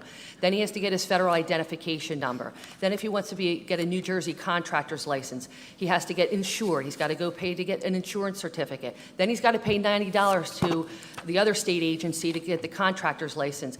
It is almost impossible to be a small business owner in New Jersey. Just the paperwork alone is too confusing for people. And Mr. Armada. Looking to cutting red tape should be a high priority for all of us. Removing the redundancy of applying for the same permit in 4 or 5 different agencies has to be addressed. And I think we are looking at that. We have business associations in Trenton that we are in constant communications with. We're looking ways to do that, and I am very confident that in the future, not only will it get easier to remove that red tape, but it also should be incentivized for small businesses. Thank you. This is going to be the last question before closing statements, and this will begin with Mr. Guardian. This question came from a reader. Excluding perhaps the Bible, what has been the most influential book that you've read in your lifetime, and how has it shaped or formed your character and integrity? So nothing is going to compare to the Bible for me as a Roman Catholic. Although it is not a book, it's big enough to be a book, and so the second most important book for me in being a legislator is going to be the Constitution of the United States. Ms. Swift. Well, I recently read The Boys in the Boat, which is a boat about the 1927 Olympic rowers that came out of Washington State. And I read that book, and it was so inspirational to see, 8 boys come out of a very poor town in Washington State. They all worked together. They worked really hard. Some of them didn't have enough food to eat, and they ended up winning the Olympics. And as a former rower that went to Atlantic City High School and rowed at University of Pennsylvania, this is a big rowing community, and even Stockton recently won the Dadville. So when you work as a team, you pull together, you can get things done. Mr. Armato. If you would ask my wife what the last book I read that was inspirational, she would say probably something that you read in high school. I am not a book reader, but I do get inspiration from talking to our constituents. I do get inspiration from hearing stories of families that are struggling in Atlantic City, Atlantic County, and I take those with me, and that's what makes me move forward every single day, is to get up and go to work as a full-time legislator. Ms. Fitzpatrick. I would have to say A Million Little Pieces by James Frey. It's a memoir of a man who fell into addiction and then found his way out into a successful and happy family life. It's very inspirational.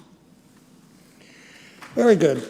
We're going to go to closing remarks in a moment. First, I just want to thank all of the candidates for participating here. I think it's very useful for the voters, and I think your being here is a sign of respect for the voters. Thank you. So closing remarks, the order was determined by the flip of a coin, and it's 1 minute each, and we will go with Mr. Armato, Ms. Fitzpatrick, Mr. Guardian, and then Ms. Swift. Mr. Armato. In 1965, I became a volunteer fireman as a junior member in the town that I live in Richland. In 1966, I enlisted in the United States Air Force while still in high school. The last 9 years, I've been volunteering at the hospital in Vineland. I'm a recovery coach. I'm also involved with JTAC, Join Together Atlantic County. I'm on the Atlantic County Drug Task Force. I am a member of the NAACP of Atlantic City, dealing with infant mortality. And just to let you know, this is who I am. I have been serving the people of Atlantic City and Atlantic County and the state of New Jersey my entire life. This is what I do, this is what I always will do, and this is what I intend to do in Trenton in the next 2 years. Thank you. Ms. Fitzpatrick. Thank you. I was compelled to run for office the first time in 2017 as a result of the 2016 presidential election, and also after a county freeholder made some disparaging remarks about women. I felt that I was not represented in my government, and if I felt that way, a lot of other people must feel that way also. So in the last 3.5 years that I've been serving on the County Commissioners Board, it's been my honor to advocate and help individuals in the county, working people who are doing the living and working here, who have troubles navigating their way through the red tape that is county government. And it would be my honor, I know that I am qualified, uniquely so, to go to the Assembly as your advocate, and I appreciate your vote. Thank you so much. Mr. Guardian. I want to thank Stockton, the league, and the press for putting together this format for us this afternoon.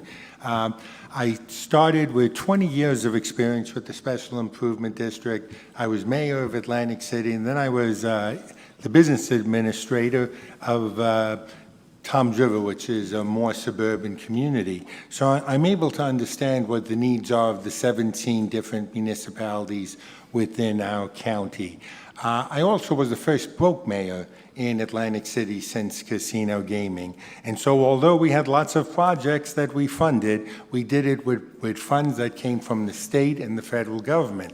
And that's what I'm going to bring to the office. I'm going to be able to find those funds for all 17 municipalities that would like them. I think we've got a great running team, myself and Claire, and of course Vince Palestino for Senate. We want to represent you. I fought for my city because I love my city, and I'm going to do the best if you give me the opportunity to represent our county. Thank you. And Ms. Swift. You know that I am not a career politician. I'm a wife, I'm a mother, I have 3 kids. I am a small business owner. I'm a former deputy attorney general that represented DIFUS, an agency that protected abused and neglected children. I have my law office in Northfield. I work with my 2 brothers. I'm deep-rooted in Atlantic County, and I care about the families of Atlantic County. During the COVID pandemic, we had zero leadership here in Atlantic County. The legislative offices were closed, the phones were turned off. I had more constituent services coming out of my office. People were scared. The kids were not in school. There was no direction. It was invoked by fear, not leadership. So that is one of the many reasons why I'm running for office. I'm part of the Stockton Women's Leadership Council. I'm a member of the Atlantic County Bar Association. I'm also on the Committee of Character and Fitness with the state of New Jersey. I believe that I have the life skills, the hard work, and the passion to be your next Assemblywoman in Trenton, along with Don Guardian and Vince Palestina. We will get the job done. Thank you. Let's hear it for all of the candidates.